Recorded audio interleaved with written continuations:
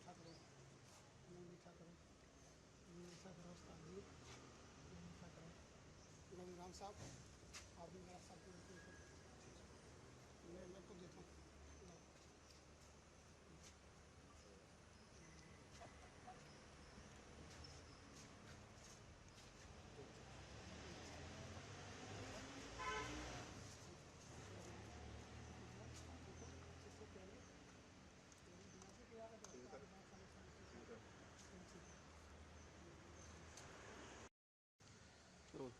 Sir किस तरह देखते हैं आज 370 जो है एब्रोगेट हुई थी, हालांकि आज जिस तरह कांग्रेस है, पीडीपी है, नेशनल कॉन्फ्रेंस है, वो प्रोटेस्ट कर रहे हैं, ब्लैक डे कर रहे हैं और डिमांड कर रहे हैं स्टेट रिव्यू, किस तरह? धारा 370 जिसने जम्मू कश्मीर के अंदर एक बहुत बड़ी नफरत की दीवार खड़ी की थी, जिसके चलते अलगाववाद और आतंकवाद की भावना और वो मानसिकता जो है जम्मू कश्मीर के अंदर पनपी, जिस धारा 370 ने जम्मू कश्मीर के अंदर पश्चिम पाकिस्तान के विस्थापित रिफ्यूजियों को अधिकारों से वंचित रखा, जिस धारा 370 ने एससी समाज के, दलित समाज के बड़े वर्ग को उनके अधिकारों से वंचित रखा, जहां जो ग्रास रूट डेमोक्रेसी, पंचायती राज से लोगों को दूर रखा, जिस धारा 370 ने पश्चिम पाकिस्तान के रिफ्यूजियों के साथ बहुत बड़ा अन्याय किया, इनजस्टिस किया, जिस धारा 370 के चलते देश का संविधान, यहाँ ह्यूमन राइट्स यहाँ लागू नहीं होते थे, यहाँ देश का कोई भी कानून जो देश का पार्लियामेंट पास करता था वो जम्मू कश्मीर में लागू नहीं होता था।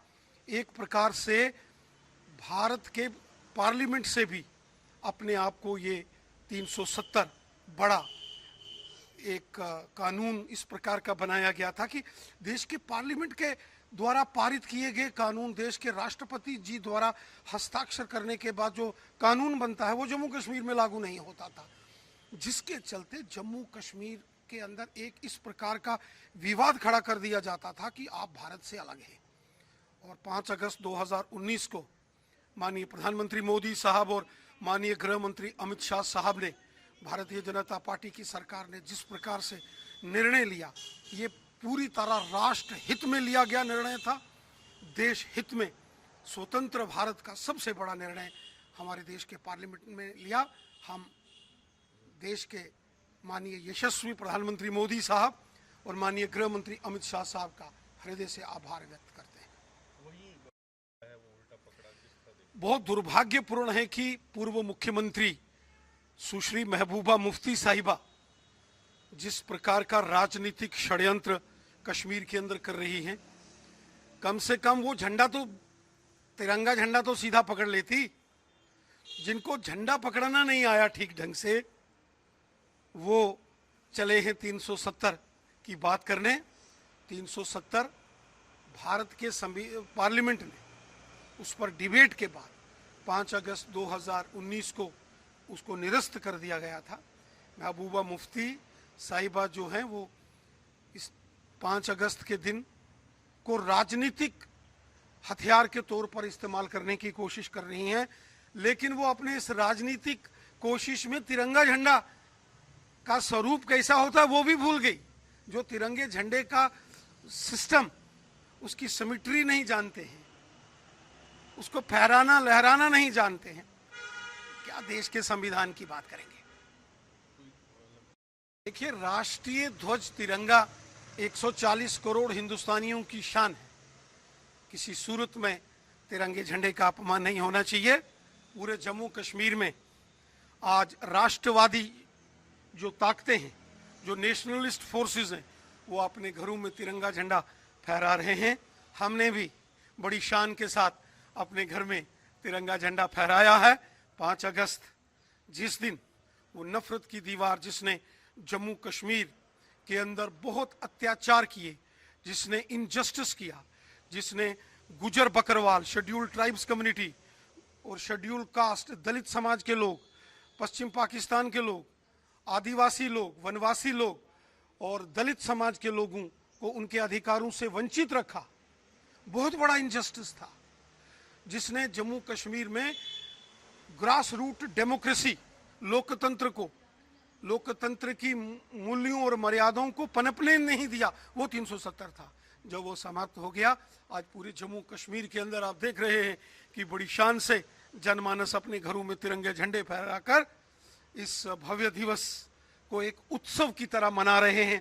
वहीं वो लोग जिन्होंने राजनीतिक सत्ता में रहे लेकिन जनता का भला नहीं किया, कभी जस्टिस नहीं किया, वो आज वही पुराना रोना धोना रो रहे हैं। लेकिन उन लोगों को तो तिरंगा उठाना ही नहीं आता। तिरंगे का अपमान किसी सूरत में नहीं होना चाहिए। तिरंगा हमारा 140 करोड़ हिंदुस्तानियों की शान है।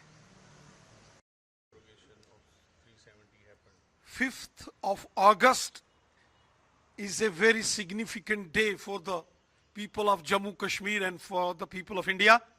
On this day, 5th August 2019, the Honorable Prime Minister of India, Shri Modi Sahab, Honorable Home Minister of India, Shri Amit Shah Sahab, took a historical decision. The abrogation of Article 370 is a landmark step taken by our government. Salute to Prime Minister Modi Sahab, salute to Honorable Home Minister Amit Shah Sahab. This Article 370 was a wall of hatred that did injustice to scheduled tribe communities, scheduled caste communities, Dalit Samaj, Valmiki Samaj. This Article 317 passed did injustice with West Pakistani refugees. This Article 370 didn't allow the grassroots democracy to flourish in Jammu and Kashmir. Only a sense of separatism and terrorism developed with this Article 370. It was a wall of hatred. 5th of August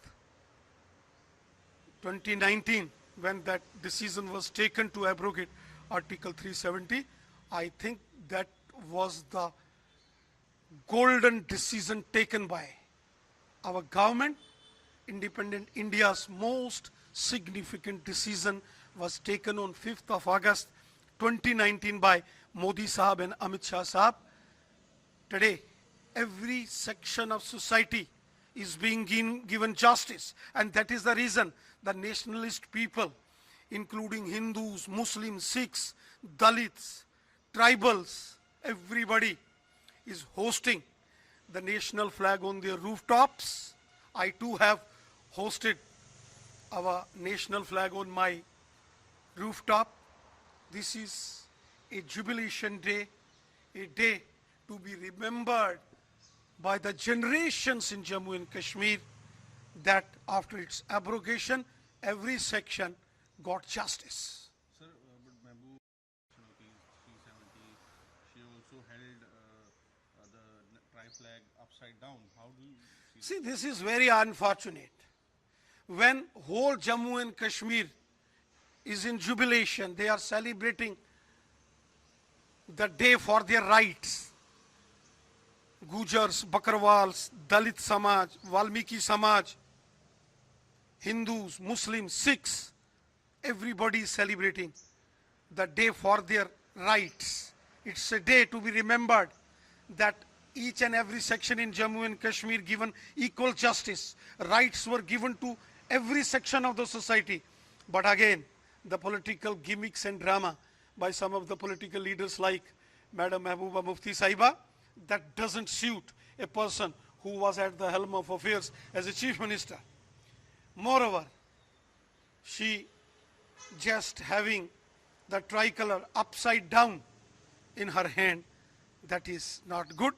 She should first learn how to respect the national flags.